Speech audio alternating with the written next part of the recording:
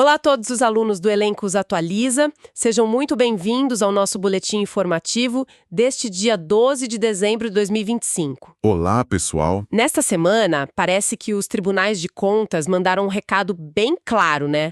A margem para erro nas contratações públicas, está cada vez menor. E a responsabilidade está se espalhando por toda a cadeia do processo. É uma percepção muito precisa. Hoje, a nossa missão é justamente essa: mergulhar em decisões recentes que mostram quem está na mira dos órgãos de controle e, o mais importante, por quê. Exato. Nós estamos vendo uma mudança de foco, sabe? A responsabilidade, que antes parecia muito concentrada ali em quem assinava o cheque... No ordenador de despesa, né? Isso.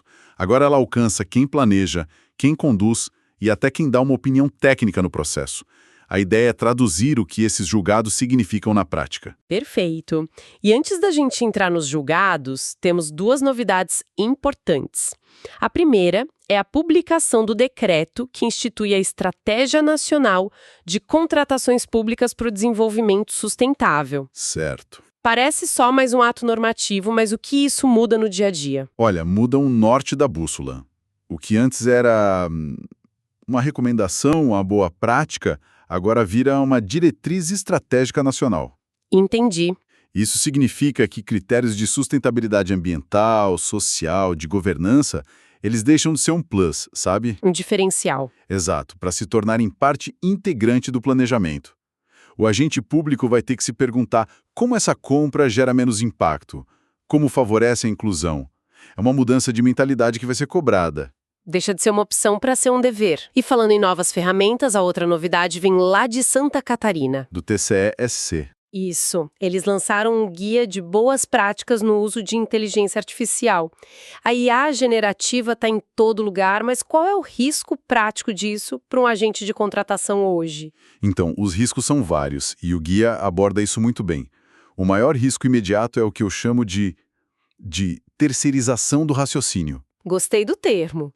É que o agente usa a IA para redigir uma minuta de edital, por exemplo, e ele assume que o resultado é perfeito, legalmente sólido. Mas a IA pode se basear em leis antigas, pode criar cláusulas restritivas sem perceber. Ou até vazar dados sensíveis, imagino. Com certeza. Por isso que o guia é uma leitura fundamental.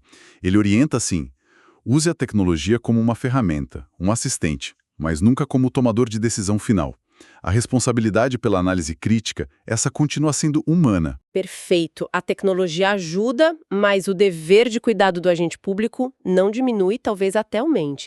E esse dever de cuidado é o ponto central das decisões de agora, né? Exatamente. Vamos começar então pelo básico, a fundação de qualquer licitação. O termo de referência.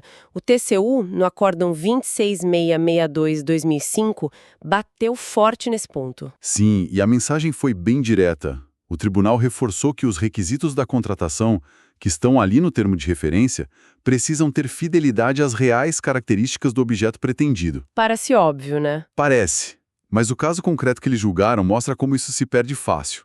Era uma contratação de serviços de engenharia, mas o TRI exigia, olha só, qualificação em gestão de projetos de grande porte. O que, na prática, direciona a licitação para poucas empresas, para empresas muito grandes, certo? Exatamente. Mesmo que o serviço em si pudesse ser executado por muitas outras, o TCU chama isso de vício que nasce lá no planejamento. É o que eu chamo de pecado original da contratação. Se o começo está errado, todo o resto já nasce comprometido. A decisão reforça que o controle sobre a fase preparatória está, assim, cada vez mais rigoroso. E essa responsabilidade sobre o processo nos leva a uma figura muito exposta, o pregoeiro. Tivemos uma decisão do TCU, o Acórdão 65526-2005, que deu o que falar. Ah, sim. Eles mantiveram a condenação de um pregoeiro que conduziu um certame com uma cláusula de habilitação ilegal, mesmo ele não tendo elaborado o edital. Esse julgado é um divisor de água, sabe? A defesa clássica do "eu apenas conduzi a sessão, não fiz o edital". A culpa não é minha. Essa defesa foi categoricamente rejeitada. O TCU foi muito claro. Vale até citar o trecho. O pregoeiro deveria ter representado a autoridade superior. Certo. E como não fez, ele atraiu para si a responsabilidade por conduzir o certame na presença de indícios de cerceamento de competição. Mas espere um pouco. Isso não coloca o pregoeiro numa posição quase impossível? Muitas vezes ele não tem formação jurídica. Como ele vai ser responsabilizado por uma cláusula ilegal? Essa é a questão de R$ 1 milhão. E a resposta do tribunal está no conceito de erro grosseiro. Ah, o erro grosseiro. Isso. O TCU não exige que o pregoeiro seja um jurista, mas espera que ele, como especialista no rito processual, identifique ilegalidades que são manifestas, flagrantes. Algo que salta aos olhos. Exato. Uma exigência de habilitação absurda, uma cláusula que claramente restringe a competição sem justificativa, a omissão diante do óbvio é o que caracteriza o erro grosseiro. A boa-fé, nesse caso, não afasta a culpa. Entendi. Então o recado do TCU é: o edital não é sagrado. Se você, pregoeiro, vê algo estranho, sua omissão te torna cúmplice. Perfeitamente. A mensagem é: leia, questione e, se for preciso, pare o processo. Mas para trazer um contraponto, tivemos uma decisão do TCE do Espírito Santo no Acórdão 4872/2025 que foi na direção contrária, não foi? Foi. E essa decisão é fundamental para a gente entender o limite dessa responsabilidade. Nesse caso, o TCES afastou a responsabilidade de um pregoeiro. E por quê? Justamente porque a atuação dele se baseou num parecer jurídico formal emitido pelo órgão competente, ou seja, ele não agiu por conta própria. Ele estava respaldado. Ele seguiu uma orientação técnica fundamentada. A existência desse parecer afastou a caracterização do erro grosseiro. Ah, então aí está a diferença crucial. Num caso, a omissão diante do flagrante. No outro, uma ação respaldada por uma análise jurídica. Precisamente. A lição que fica da combinação dos dois julgados é: a assessoria jurídica não é um obstáculo, é uma proteção. Faz todo sentido. O pregoeiro que identifica um problema, ele deve formalmente consultar o jurídico. Se o jurídico orienta a seguir, ele ganha um escudo. Se ele ignora, ele assume o risco sozinho. Essa questão da responsabilidade me faz pensar no planejamento. E tivemos um caso clássico em Minas Gerais sobre o que acontece quando o planejamento falha. A emergência fabricada. Sim. O TCE de Minas julgou um caso de contratação direta para a infraestrutura de um evento que acontecia todo ano, totalmente previsível. Previsível. A análise deles foi cirúrgica. A citação define o conceito perfeitamente.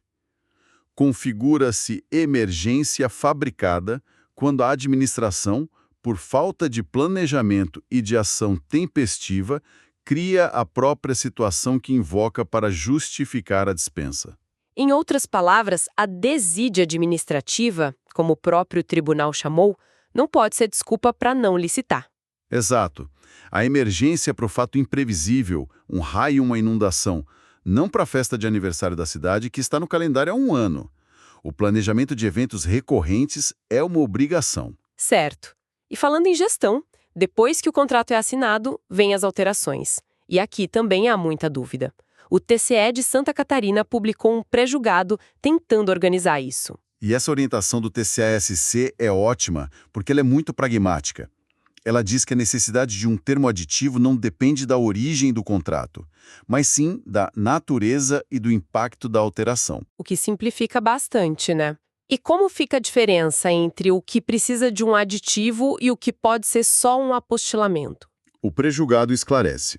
O aditivo, que é mais formal, precisa de publicação, é para modificações substanciais. Alterar o objeto, acréscimos de valor, prorrogação de prazo. Coisas grandes. Isso. Já o apostilamento, que é mais simples, é para ajustes que não alteram a essência.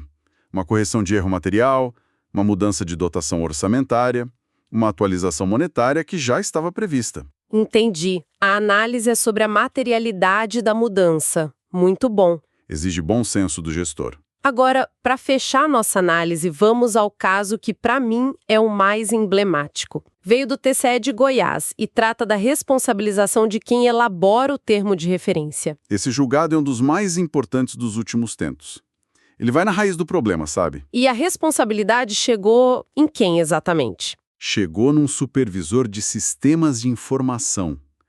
Um servidor da área técnica, do setor que demandou a compra. Nossa. Ele foi corresponsabilizado por um ato considerado antieconômico.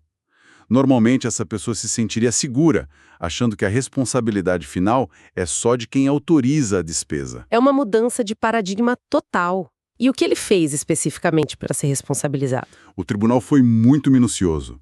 Eles mostraram que esse servidor elaborou uma justificativa, que era parte do TR. E nesse documento, ele defendeu um método de pagamento específico que se revelou a causa do prejuízo. Então ele participou ativamente da escolha da solução. Exatamente, essa foi a expressão do relator. E não foi só isso. O processo tinha outras falhas graves que nasceram ali. O preço estava inadequado e a declaração de exclusividade do fornecedor era falsa. E qual foi o conceito jurídico que permitiu essa responsabilização? O nexo de causalidade. O tribunal conseguiu conectar a conduta daquele servidor, lá no início, com o resultado irregular lá no final. Entendi. A decisão deixa claro que a inobservância do dever de cuidado e zelo com a coisa pública configurou o erro grosseiro. A lição é transformadora. Elaborar um estudo técnico não é um ato burocrático, é um ato de gestão que gera responsabilidade. Então, o que tudo isso significa quando a gente junta as peças? A mensagem que fica para mim é que não existe mais lugar seguro no processo de contratação. A responsabilidade é compartilhada. Exatamente. A responsabilidade se estende por toda a cadeia, desde o servidor técnico que elabora o TR em Goiás, passando pelo pregoeiro com seu dever de vigilância no TCU, até o gestor que não pode se esconder atrás de uma falsa emergência. É uma cobrança por profissionalismo em todas as etapas. E compreender essas nuances é o objetivo central da preparação que a gente oferece aqui no Elencos Atualiza. Perfeito. Nosso papel é traduzir essa jurisprudência, que às vezes é áriba, em conhecimento prático, em ferramentas que deem segurança jurídica para o agente público. E para aprofundar o entendimento sobre como essas funções devem ser organizadas, fica aqui uma recomendação forte. Assistam à aula Segregações de Funções na Prática, que já está disponível na nossa plataforma. Uma recomendação muito pertinente.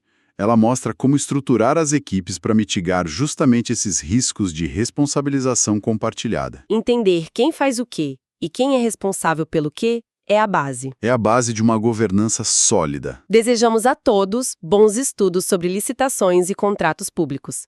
Até o nosso próximo boletim.